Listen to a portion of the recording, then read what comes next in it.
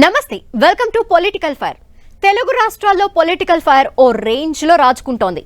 ఏపీలో ఓట్ల రగడ, తెలంగాణలో గ్యారంటీల కాక పొలిటికల్ వెదర్ ని హాట్ గా మార్చింది.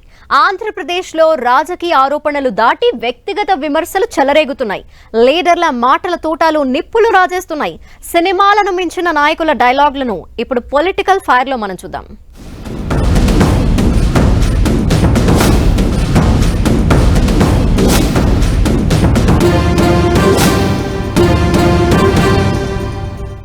ఏపీలో దొంగ ఓట్లు ఉన్నాయని నిప్పులు చెరిగారు టీడీపీ బాస్ చంద్రబాబు. వైసీపీ సర్కార్ అధికారాన్ని దుర్వినియోగం చేసి దొంగ ఓట్లను చేర్చిందని ఆరోపించారు. దొంగ ఓట్లపై సాక్ష్యాలతో సహా తాము ఈసీకి ఫిర్యాదు చేశామన్నారు. ఎన్నికల ప్రక్రియని వైసీపీ సర్కార్ అపహాస్యం చేస్తోందని దుయ్యపట్టారు. ఒక్క ఓటు దొంగ ఓటున్న ఎలక్షన్ కమిషన్ దృష్టికి ఎప్పటికప్పుడు తీసుకుపోవడమే కాకుండా వీళ్ళు చేసే ప్రతి ఒక్క తప్పుడు పనిని మేము ప్రతిఘటిస్తాం, ప్రజాస్వామ్యాన్ని పరిరక్షించుకుంటాం. అదే సమయంలో ఎవరిని వదిలిపెట్టాం. కడాన కోర్టు కూడా వెళ్ళి తప్పు చేస్తే మాత్రం శిక్ష పడే వరకు ముందుకు పోతాం. అరాచకాలు జరుగుతున్నాయి. ప్రజాస్వామ్యాన్ని అపహాస్యం చేసే పరిస్థితికి వస్తున్నారు. ఇంతవరకు మీరు చూస్తే కేసులు అయితే మా మీద విపరీతంగా బుక్ చేసి, అంటే ఎక్కడ కూడా పనిచేయకుండా చేయడం కోసం రాజకీయ పార్టీల్ని, రాజకీయ పార్టీల కార్యకర్తల్ని, లేకుంటే అందులో పనిచేసే వ్యవస్థని మొత్తం సర్వనాశనం చేయాలి, నిర్వీర్యం చేయాలని ప్రయత్నం చేశారు. ఎన్నికలను అపహాస్యం చేసే విధంగా, అంటే ఇటీవల వీళ్ళు నామినేట్ చేసిన వ్యక్తులతో పెట్టుకొని వీళ్ళు చేసే అన్ని తప్పుడు పనులు వాళ్ళ దగ్గర చేపించాలని. అదే సమయంలో మీరు చూస్తే ఇక్కడ కూడా ఒక్క మిస్టేక్ కూడా ఉండేది కాదు. తెలంగాణ ఎలక్షన్లో 1 డేలో అంత స్మూత్గా జరిగింది. ప్రాసెస్ కూడా పర్ఫెక్ట్గా జరిగింది. ఈరోజు ఒకవైపు దొంగ ఓట్లపై చంద్రన్న ఫైర్ అవుతుంటే, మరోవైపు జనసేనాని పవన్ కళ్యాణ్ కూడా ఆయనకు సపోర్ట్ గా మాట్లాడారు. దొంగ ఓట్లపై సీఈసీకి ఫిర్యాదు చేశామని, సుదీర్ఘ అనుభవం ఉన్న చంద్రబాబు అన్ని అంశాలను సీఈసీకి వివరించారని పవన్ అన్నారు. వైసీపీ అధికారంలోకి వచ్చాక ఏపీలో శాంతి భద్రతలు పూర్తిగా దిగజారాయని ఆయన ఆరోపించారు. వైసీపీ ప్రభుత్వం వచ్చినప్పటి నుంచి లా అండ్ ఆర్డర్ కంప్లీట్గా దిగజారిపోయింది. ఎవరన్నా ప్రజాస్వామ్య హాని జరుగుతున్న గొంతెత్తిన పొలిటికల్ పార్టీస్ కానీ, వ్యక్తులు కానీ, ప్రైవేట్ వ్యక్తులు కానీ, వాళ్ళందరి మీద కేసులు ఎలా పడుతున్నాయి, కేసులు ఎలా చేస్తున్నాయి. ముఖ్యంగా బైండ్ ఓవర్ కేసులు, ప్రత్యేకించి పొలిటికల్ పార్టీ టీడీపీ వారి మీద కానీ, జనసేన కార్యకర్తల మీద కానీ, ఇవన్నీ చాలా క్లియర్గా తెలియజెప్పడం జరిగింది వారికి. అలాగే పోలీసు అధికారులని ఇప్పుడు సడన్గా మారుస్తూ ఉన్నారు. లాస్ట్ 2 నెలలుగా మార్చేస్తూ ఉన్నారు. మళ్ళీ ఎన్నికలు సంఘం వచ్చేటప్పటికి మళ్ళీ వాళ్ళకి కావాల్సిన అధికారులను తిరిగి అక్కడ వేయించుకునేలాగా తీసుకొచ్చిన ప్రణాళిక. ఏపీలో శాంతి భద్రతలు క్షీణించాయని ఒకవైపు పవన్ కళ్యాణ్ అంటుంటే, మరోవైపు జనసేన గుర్తింపే లేని పార్టీ అని, ఆ పార్టీ ఎవరితో పొత్తులో ఉందో ఇంకా స్పష్టత లేదని ఏకిపారేశారు వైసీపీ ఎంపీ విజయసాయిరెడ్డి. వైసీపీ ఓట్లను టార్గెట్ చేసిన టీడీపీ ఓటర్ల ప్రొఫైల్స్ ని మ్యానిపులేట్ చేస్తోందని ఆరోపించారు. జనసేన పార్టీ అన్నటువంటిది ఇప్పటి వరకు కూడా బీజేపీ అలయన్స్ పార్ట్నర్ కింద పరిగణిస్తూ వచ్చారు. ఈరోజు నిన్న ఇచ్చినటువంటి ఎలక్షన్ కమిషన్కి ఇచ్చినటువంటి రిక్వెస్ట్లో Janasena party Telugu Desam party alliance partner కింద డిస్క్రైబ్ చేయడం జరిగింది. జనసేన పార్టీ ఈరోజు నిజంగా ఆలోచిస్తే బీజేపీతో అలయన్స్ పార్ట్నరా లేక తెలుగుదేశం పార్టీతో అలయన్స్ పార్ట్నరా అన్నటువంటి విషయాన్ని క్వశ్చన్ చేస్తూ ఎలా ఎలక్షన్ కమిషన్ అనుమతించడాన్ని మేము వాళ్ళకి నివేదించాం.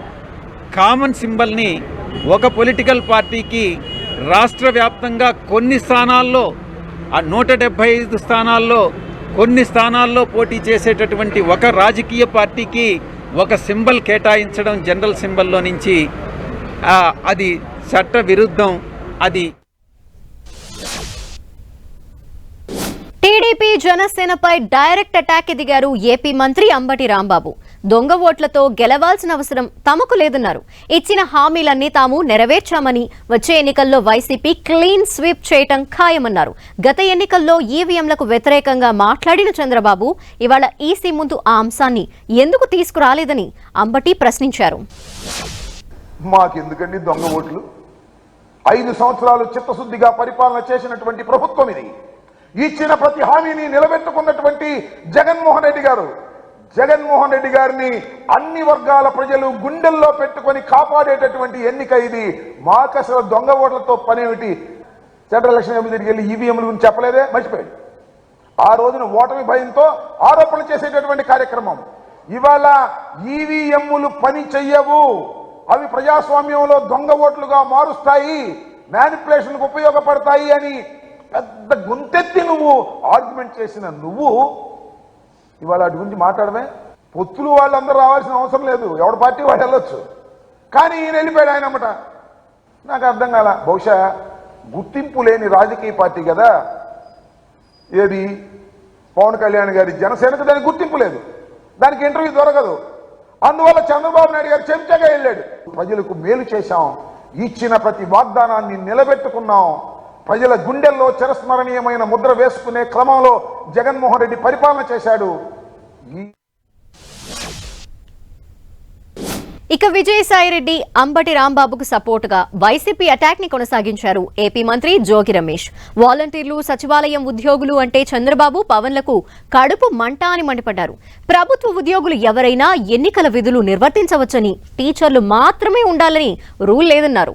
వైసీపీ నుంచి గెలిచి టీడీపీ కండువా కప్పుకున్న వారిపై అనర్హత వేటుకు తాము ఫిర్యాదు చేశామన్నారు. కేంద్రం వాళ్ళు కూడా వాళ్ళు సహకరించారు, ఇంటర్పోల్ ఏదో ఉంటుంది అమెరికా నుంచి తీసుకురావాలంటారు. చెత్త సన్నాసులు అందరూ కూడా. ఎందుకంటే ఇక్కడ పనికిరారు, ఇక్కడ ఏం చేయలేరు. ఎందుకంటే వీళ్ళకి తెలుసు ఈ ఆంధ్రప్రదేశ్ రాష్ట్రంలో మనకు మనుగడ లేదు, ఈ ఆంధ్రప్రదేశ్ రాష్ట్రంలో మనకు ఓటు లేదు, ఈ ఆంధ్రప్రదేశ్ రాష్ట్రంలో మనకి డోర్ నంబర్ లేదు, ఆధార్ కార్డు లేని చంద్రబాబు నాయుడు, పవన్ కళ్యాణ్ ఇద్దరు కూడా 4 సంవత్సరాలు హైదరాబాద్ తొంగున్నారు. ఇవాళ ఎలక్షన్ వచ్చినాయని చెప్పి తిరుగుతున్నారు. మిమ్మల్ని నమ్ముతారా? కరోనా కష్టాలు ఎక్కడున్నారు రా బాబు, మీరు ఏడబడుకున్నారు. ఇవాళ వచ్చి తగుతున్నమ్మా ఎన్నికలు వస్తున్నాయని చెప్పేసి ఒకడేమో నాది గ్యారంటీ ఒకడు అంటాడు, ఒకడేమో నేను వీరుణ్ణి తొడగొడతా ఉంటాడు. ఎవడు నమ్ముతాడు మిమ్మల్ని? ఒకవైపు టీడీపీపై వైసీపీ నేతలు ఫుల్ ఫైర్ అవుతుంటే మరోవైపు వారికి కౌంటర్ ఇచ్చారు రాజమండ్రి రూరల్ ఎమ్మెల్యే గోరంట్ల బుచ్చయ్య చౌదరి. ఆంధ్రప్రదేశ్ ను సీఎం జగన్ సర్వనాశనం చేశారని ఆరోపించారు. అసమర్థులు, అవినీతిపరులైన మంత్రుల్ని సీఎం జగన్ ఎందుకు కొనసాగిస్తున్నారని ఆయన ప్రశ్నించారు. అంటే బలమైన నాయకులు ఇప్పుడు పెట్టిన వాళ్ళంతా అసమర్థులను ఎందుకు పెట్టావు? నీ అసమర్థ మంత్రులు ఇంకా ఎంత కొనసాగిస్తున్నావు? అసమర్థులు, అవినీతి పరులు అయిన నీ మంత్రుల్ని ఇంకా ఇప్పుడు వేరే చోట్ల పెడుతున్నావు, ఎందుకు కొనసాగిస్తున్నావు? అలాంటప్పుడు అసలు ప్రజలు అంటున్నారు నువ్వే అసమర్థుడివి, చేతగాని వాడివి, దద్దమ్మవి, అవినీతి పరుడివి, నిన్ను తొలగించాలని ప్రజలు అనుకుంటున్నారు. ప్రజలు కోరుకుంటుంది ఒకటే, ఎంత త్వరగా ఈ శనిగ్రహాన్ని వదిలించుకోవాలని ఆలోచిస్తా ఉన్నారు. ఒకవైపు వైసీపీ చీఫ్ పై గోరెంట్ల ఫైర్ అవుతుంటే మరోవైపు టీడీపీ బాస్ ని టార్గెట్ చేశారు మంత్రి మేరుగ నాగార్జున. అధికారం కోసం ప్రతిపక్షాలు కుతంత్రాలు చేస్తున్నాయని ఆరోపించారు. చంద్రబాబు మరోసారి అధికారం కోసం అర్రులు చేస్తున్నారని విమర్శించారు. ఆయనకు ఒక స్థితిప్రజ్ఞమైనటువంటి వ్యక్తి, ఒక ఆలోచన, ఒక విజన్.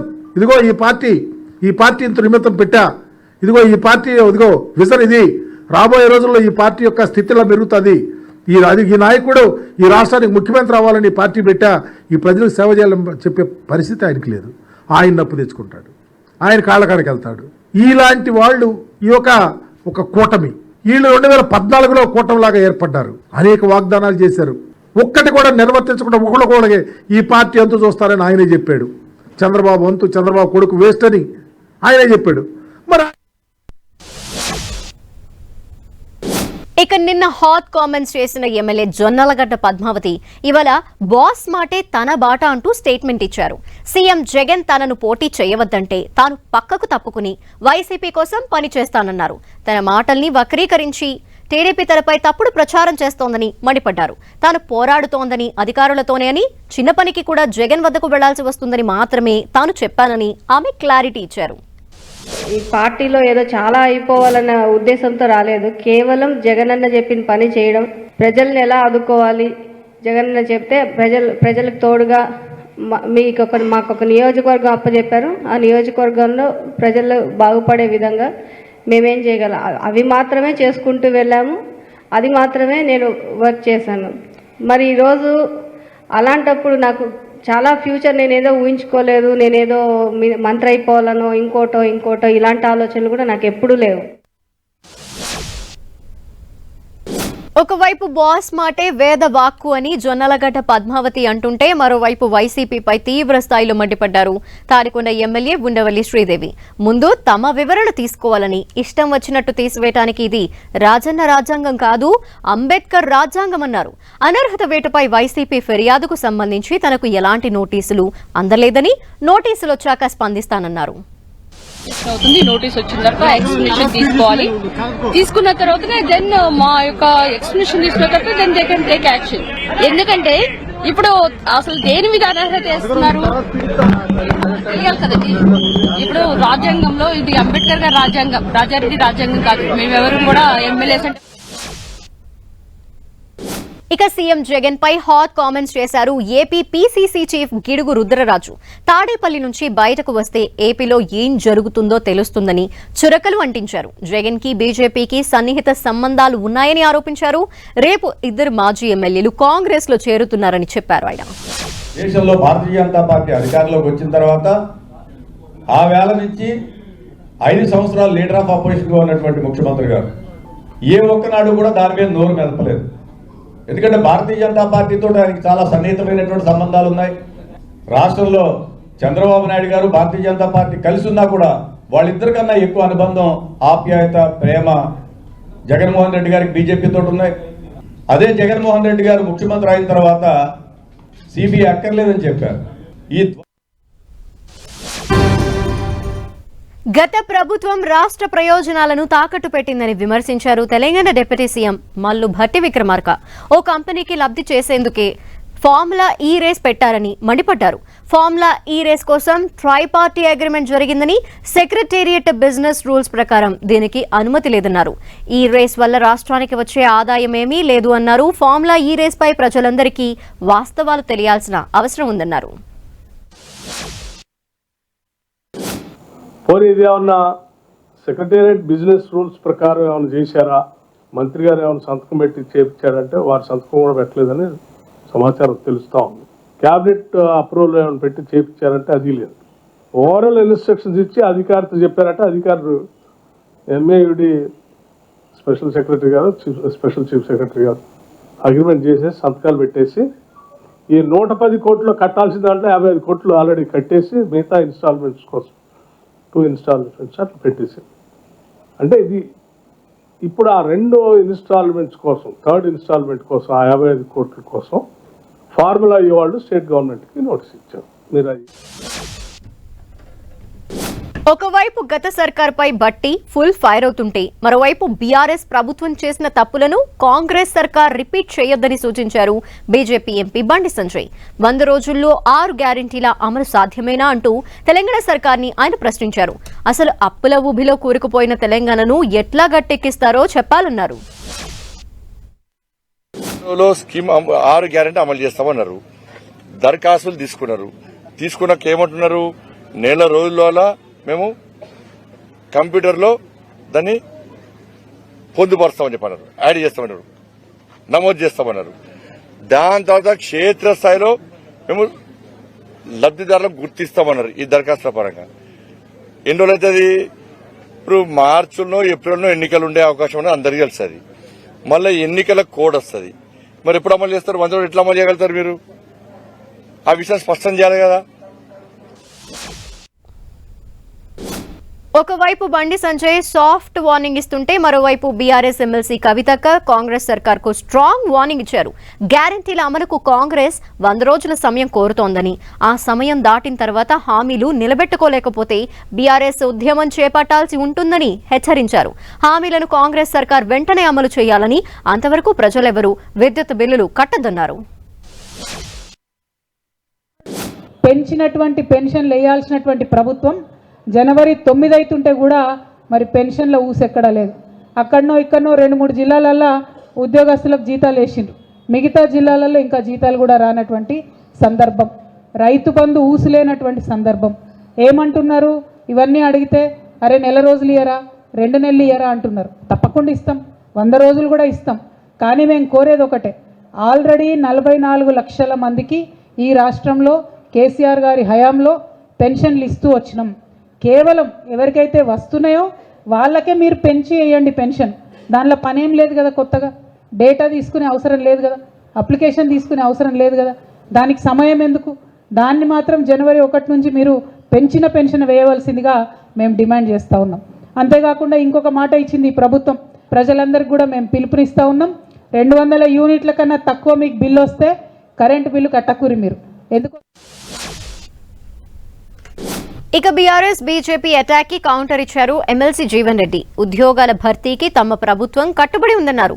టీఎస్పీఎస్సీ బోర్డు అనేక అవకతవకలకు పాల్పడిందని, వాటిని గత ప్రభుత్వం కప్పిపుచ్చిందన్నారు. టీఎస్పీఎస్సీ చైర్మన్ రాజీనామా ఆమోదించకపోవడం వల్లే ఉద్యోగాల భర్తీపై కాంగ్రెస్ ప్రభుత్వం నిర్ణయం తీసుకోలేకపోతుందన్నారు. ప్రక్రియ చేపట్టబడాలి అని అంటే ఆ public service commission chairman gap అనేది భర్తీ చేయబడాలి. వీళ్ళ గ్రూప్ 4 సంబంధించినటువంటి ఒక సెలక్షన్ ప్రాసెస్ అంతా అయిపోయి ఉన్నది. Only for the approval of public service commission అది హెల్డప్ అయి ఉన్నది. ఇప్పుడు గవర్నర్ గారు ఏదైతే ఉన్నదో దాదాపు 1 నెల రోజులు గడుస్తుంది. ఈ పబ్లిక్ సర్వీస్ కమిషన్ చైర్మన్ గారే కానీ ఇతర సభ్యుల రాజీనామాలకు సంబంధించినటువంటి ఒక ఆమోదానికి సంబంధించిన నిర్ణయం తీసుకోవడం జాప్యం కావడంతో నిరుద్యోగ యువతలో ఏదైతే ఒక విధమైనటువంటి ఆందోళన కలుగుతుంది.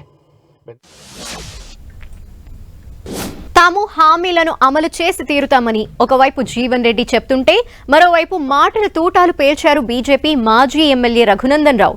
కాంగ్రెస్ బీఆర్ఎస్ లు ఒకే నాణానికి 2 ముఖాలని, ఆ 2 పార్టీలు వేర్వేరు కావని విమర్శించారు ఆయన. ఒక నాణానికి ఒకటి బొమ్మ అయితే ఇంకొకటి బొరుసు. మీరు బొమ్మను చూస్తే బొరుసు కనబడది, బొరుసును చూస్తే బొమ్మ కనబడది. కాబట్టి మీకు 2 వేర్వేరు కనబడుతున్నాయి. బట్ అవి 2 కలిసి ఒక నాణానికి అటో బొమ్మ ఇటో బొరుసులాగా ఉంటాయి, కలిసి ట్రావెల్ చేస్తాయి. They will travel together. అందుకని అది బిల్కిస్ బాను కేసు అయినా, లేకపోతే పార్లమెంట్ సెంట్రల్ హాల్లో జరిగిన మీటింగ్ అయినా, ఆఖరికి మాజీ ముఖ్యమంత్రి గారికి ఆపరేషన్ అయితే ప్రస్తుత ముఖ్యమంత్రి పోయి పరామర్శించిన the line is same. Rahul Gandhi చెప్తారు, రేవంత్ రెడ్డి గారు ఆచరిస్తారు. బీజేపీతో సంబంధం లేకుండా బీఆర్ఎస్ తమ నేత రఘునందన్ రావుకు సపోర్ట్ గా మాట్లాడారు బీజేపీ అధికార ప్రతినిధి కృష్ణప్రసాద్. 6 గ్యారంటీలతో కాంగ్రెస్ మరో స్కామ్ చేయాలనుకుంటుందా అంటూ విమర్శించారు. తెలంగాణ అప్పుల కుప్పగా మారిందని ప్రచారం చేసిన కాంగ్రెస్ ఇప్పుడు 6 గ్యారంటీలను ఎలా అమలు చేయాలనుకుంటుందో స్పష్టం చేయాలని డిమాండ్ చేశారు. అసలు హామీలకు ఎంత ఖర్చు అవుతుందో కాంగ్రెస్ అంచనా వేసిందా అంటూ ప్రశ్నించారు. 6 లక్షల డెట్ ఉండగా ఈ 6G గ్యారంటీస్ ఏవైతే ఇచ్చారో ఈ 6G గ్యారంటీస్కి ఏమైనా అసలు ఫస్ట్ ఆఫ్ ఆల్ మీరు ఈ 6G గ్యారంటీస్ని మనము అమలు చేయాలంటే ఎన్ని రూపాయలు కావాలి, ఎన్ని లక్షల కోట్ల రూపాయలు కావాలని అంచనా వేశారా లేదా వేయకుండా? హామీల అమలు సాధ్యమేనా అంటూ ఒకవైపు బీజేపీ ప్రశ్నిస్తుంటే, మరోవైపు పార్లమెంట్ ఎన్నికల పేరుతో కాంగ్రెస్ హామీలను విస్మరించే అవకాశం ఉందని సంచలన వ్యాఖ్యలు చేశారు బీఆర్ఎస్ ఎంపీ నామా నాగేశ్వరరావు. కాంగ్రెస్ ఇచ్చిన హామీలను బీఆర్ఎస్ గుర్తు చేస్తూనే ఉంటుందని, హామీల అమలుకు ప్రజల పక్షాన తాము ఉద్యమం చేస్తామన్నారు. కూడా ఆదుకున్నా, అన్ని విధాలు అభివృద్ధి చేసినా, ఒక పక్కన ప్రజలు ఇచ్చిన తీర్పుని గౌరవిస్తూనే ఇప్పుడున్నటువంటి ప్రభుత్వాన్ని ఒకటే అడుగుతున్నాం. మీరు గ్యారంటీలు ఇచ్చారు, హామీలు ఇచ్చారు మేనిఫెస్టోలో. మీరు ఇచ్చినటువంటి గ్యారంటీలని మీకు మీరే ఉలిక్కిపడి 30 రోజులు కాలేదు, 40 రోజులు కాలేదు, అప్పుడే మమ్మల్ని అడుగుతున్నారు అనే మాటలు మీ మంత్రివర్యులు మాట్లాడుతున్నారు. చెప్పింది మీ బీఆర్ఎస్ హయాంలోనే తెలంగాణ డెవలప్ అయిందని నామా చెప్తుంటే, గత దశాబ్ద కాలంలో అప్పటి సీఎం కేసీఆర్ అసంఘటిత కార్మికులను పట్టించుకోలేదన్నారు మాజీ ఎమ్మెల్సీ రాములు నాయక్. కేసీఆర్ ని అపాయింట్మెంట్ అడిగినా ఇవ్వలేదని, అయితే గత నెల రోజుల్లో సీఎం రేవంత్ రెడ్డితో తాము 3 సార్లు భేటీ అయ్యామన్నారు. రాష్ట్రంలో ఉన్న 1,20,00,000 మంది అసంఘటిత కార్మికుల సమస్యలపై సీఎం రేవంత్ సానుకూలంగా స్పందించారని చెప్పారు. సానుకూలంగా స్పందించి కనీస వేతనాలు కనుక పెరిగితే కొంత 1,20,00,000 మందికి లాభం అవుతుందనే ఉద్దేశంతో ఇవాళ మా బృందం అందరం కలిసి చెప్పడం జరిగింది. అంతకుముందు గిట్ట అనేక సందర్భాలలో ముఖ్యమంత్రి కనీసం 10 సంవత్సరాలు 12 సంవత్సరాలు కేసీఆర్ ని కలవాలంటే గిట్ట కనీసం అపాయింట్మెంట్ ఇవ్వడం జరగలేదు. కానీ